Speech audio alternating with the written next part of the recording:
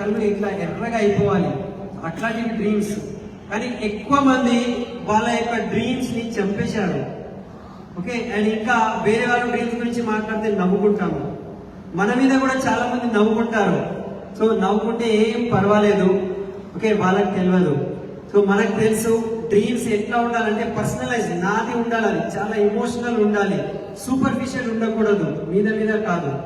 So అది గుర్తు రాగానే మన లోపల ఒక భావన రావాలి, రోమాలు వేసి నిలబడాలి. సో వెస్టీజ్ ఎందుకు చేయాలి అనుకుంటే దీని గురించే చేయాలి.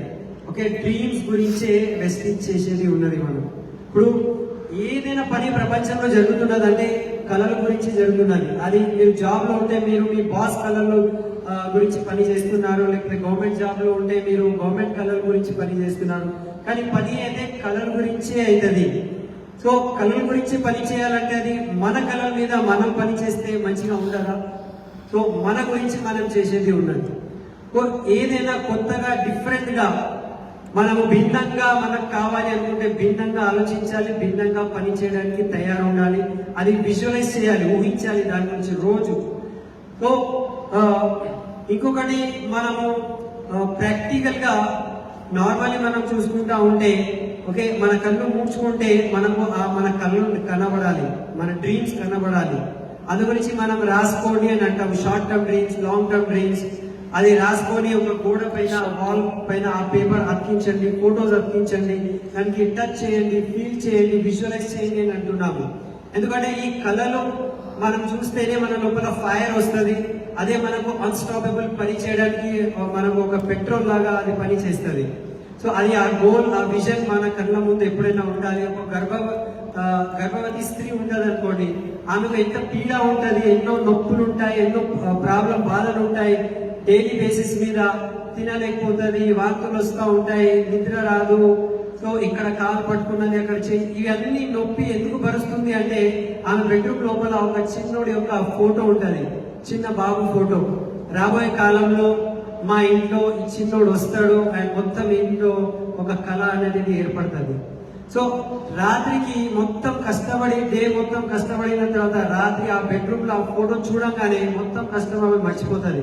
హస్బెండ్ తో అడుగుతుంది, చూడండి బాబు పుడితే ఏం పేరు పెడదాము, అమ్మాయి పుడితే ఏం పేరు పెడదాము అంటే ఆ మొత్తం బాధలు ఆమె మర్చిపోయింది.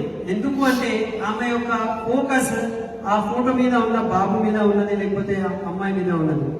సో మనం కూడా మన డ్రీమ్స్ మీద ఫోకస్ పెట్టాలి, అందు గురించి మనం రాయాలి. చాలా మంది రాయరు, నాకు తెలుసు కదా, నా మైండ్ లో ఉన్నది కదా, నాకు గుర్తుంటది అని అంటారు.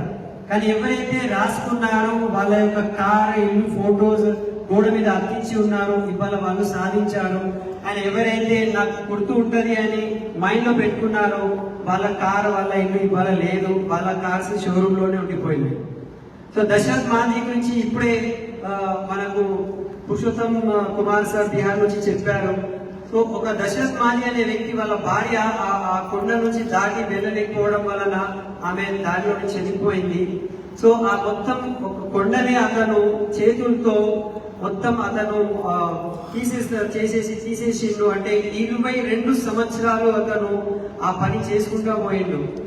అతని దగ్గర ఎంత నెగటివ్ లేదు, అతనికి హెల్ప్ చేయడానికి ఎవ్వరు లేరు.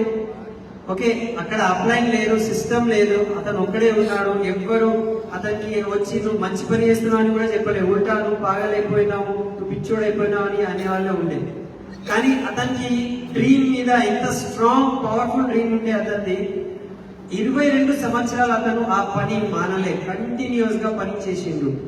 సో ఇవాళ కూడా మళ్ళీ మనము ఇవాళ రాత్రి వెళ్ళి మన డ్రీమ్స్ ని మళ్ళీ మనం రివైజ్ చేయాలి, మళ్ళీ రాసుకోవాలి. ఎందుకు నేను వెస్టిజ్ చేస్తున్నా, ఎందుకు నేను స్టార్ట్ అయినా, ఇక్కడ ఏం నేను సాధించేది ఉన్నది.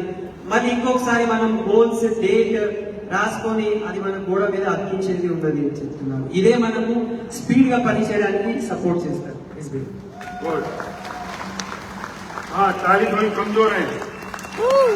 ఇంకొక और मैंने हर बार एक कहा है कि आपको 2 बार बजानी, एक बार हिंदी में, एक बार तेलुगु में। ये तेलुगु वाले ऐसे नहीं बजाते हैं